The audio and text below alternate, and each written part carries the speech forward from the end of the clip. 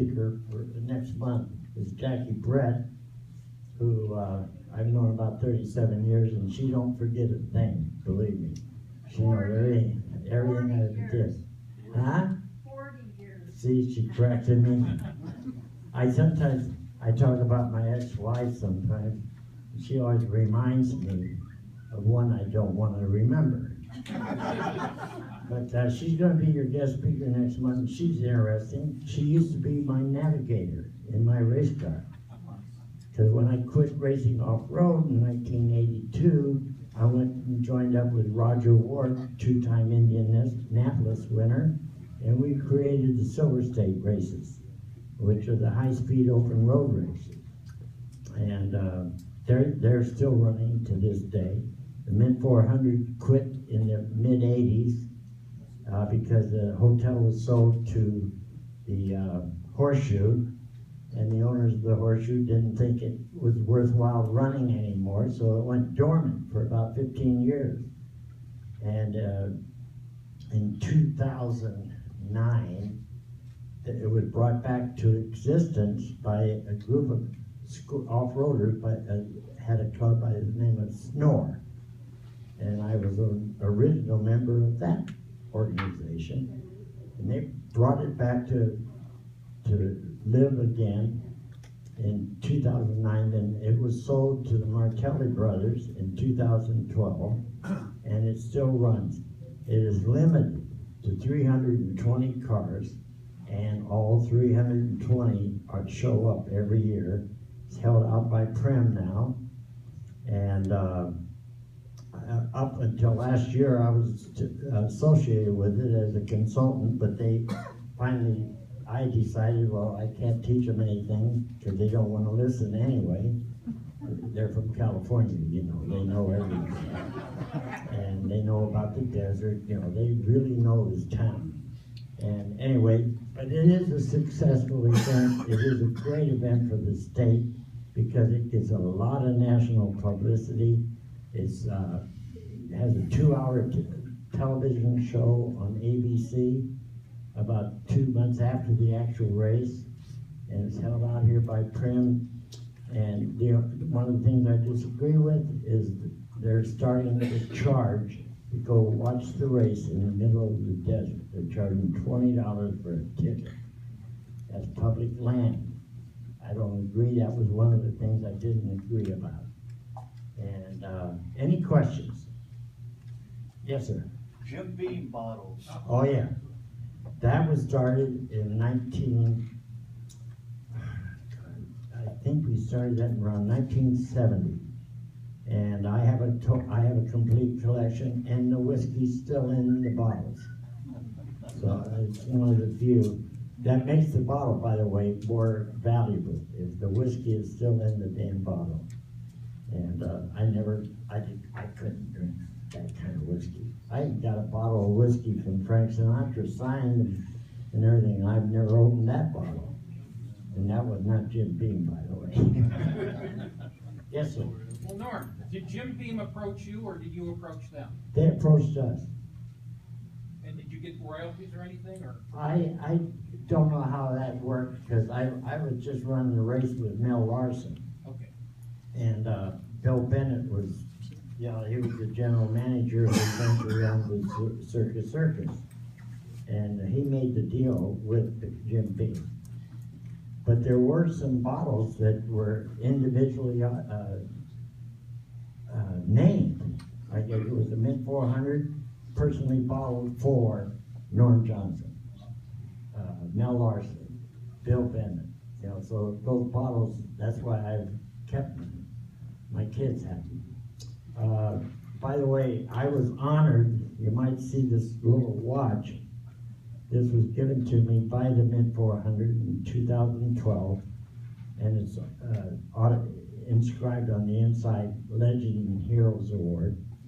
And it has been given to me, and then Mel Larson was given one in 2013, Parnelli Jones in 2014. 2015, I don't know who got one, because I wasn't associated any longer. But I cherish this watch. I very seldom wear it, but I thought if anybody wants to take a look at it, you're welcome to look at it, feel it. It's just a watch that weighs, it's made out of platinum, or not platinum, titanium. So, any more questions? I was gonna ask, like, back in the 60s like this, I mean, that doesn't have to be something else. What kind of cars really ran it? Now, you had a Jeep, and then there was there's the Ford, but I mean, like ramrods, or what were they?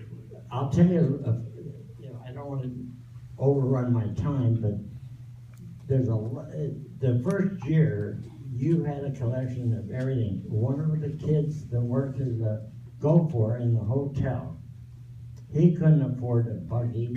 And I mean, we had cars that cost only $2,000 racing out there. He had a little Chevy coupe, a 1937 Chevrolet coupe. So, and he couldn't afford off-road tires, so I talked to Gates Tires, who incidentally was one of our sponsors the first year. I said, hey, you got 4 tires you could give this kid? Sure. So they gave him 4 tires. I got shocks for him from Bilstein. And then the funny part is, he heard that you have to, the carburetor has to breathe. So, and if you use a regular filter down on the carburetor, it would clog up with all the dirt and dust. So he cut a hole in the hood and put a stack of pipe attached to the carburetor with a little tiny filter on the top of this thing, and had it wired in there and everything. Well, he got about 2 miles in the desert. That thing fell off. His carburetor is full of dirt. He didn't go any further. I mean, it was funny. The first couple of years, you had everything. Dune buggies, motorcycles were allowed in that at that time, and we didn't know. It'd never been done. We didn't know how long it would take them to get to Baker, the gas station up there. Now, we had executives doing the checkpoint. They were showing up in Gucci shoes and, their suits and all this stuff. And Joe Arrea, he was responsible for the 76 gas station at Baker. He got there about 2 hours after the first cars had already gone through. Thank God that the gas station guy took down the numbers and what time they went through, so that they were still officially marked through that checkpoint. And when Joe got back to the Mint Hotel, about, I think around 5 o'clock the next morning, he was dirt from head to shoe. He threw away his Gucci shoes, by the way. And I mean, it was fun. It was fun racing in those days, because you raced what you brung.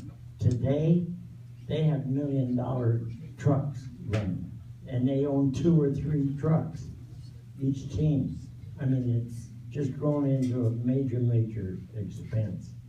I had a budget of $50,000 from Schlitz Beer for 2 seasons. And of course, my pit crew didn't want to drink Schlitz, so we faked the covers, put Schlitz around Coors Beer. I mean, we did all kinds of crazy things, but that's what made the sport so much fun at that time. Now it's a business, unfortunately. Any further questions? One question on this: how long did it take? Did anybody make it the first time? Oh yeah, we had 23% finish. That's a funny story too. We're in the banquet on Sunday afternoon. Sunday afternoon, we're having a banquet, the award ceremony. The race is over. It ended Saturday night. And here comes 2 guys into the banquet, just filthy dirt. And Bill Bennett is up there talking about next year's event, and we're gonna have a $50,000 prize money guaranteed. And these 2 guys come in, and they're yelling, "We finished!" Well, that was quite a feat because they had what we call a rock pile. And I mean, it was rocks. I mean, big rocks, little rocks. And you got out there and it tore up your tires and everything. And that race to Baker lasted 2 years.